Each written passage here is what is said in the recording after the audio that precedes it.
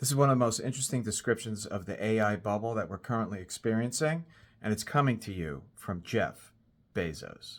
Happens when people get very excited, as they are today about artificial intelligence, for example, is every experiment gets funded. Every company gets funded. The good ideas and the bad ideas. And investors have a hard time in the middle of this excitement distinguishing between the good ideas and the bad ideas. And so that's also probably happening today.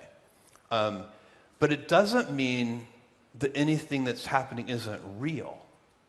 Like, AI is real, and it is going to change every industry. In fact, it's a very unusual technology in that regard, in that it's a horizontal enabling layer. Today we talk about AI first companies like OpenAI and Anthropic and Mistral and so on and so on and so on. There are so many startup companies that are kind of AI companies of various kinds. And that's normal for this phase. But that is not the biggest impact that AI is going to have. The biggest impact that AI is going to have is it is going to affect every company in the world. It is going to make their quality go up and their productivity go up.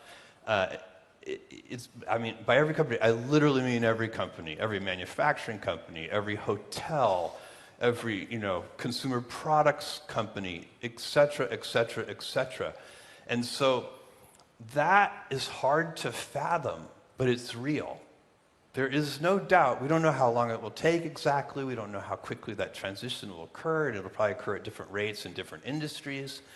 But that is very real. Now, what the stock market does, which is when we think of bubbles, we think of valuations and market caps and things like this, and how many billions of dollars are being invested in these 6 people at a $20 billion valuation, even though they just started yesterday, right? That's very unusual behavior.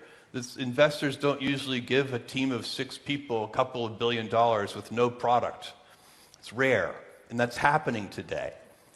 But the great thing about industrial bubbles, this is a kind of industrial bubble, as opposed to financial bubbles, and I'll tell you what I mean by that. If you go back, like the 90s had a biotech bubble, and there were a bunch of pharma startup companies that were designing drugs and using new techniques, and the world got very excited. The investment world got very excited.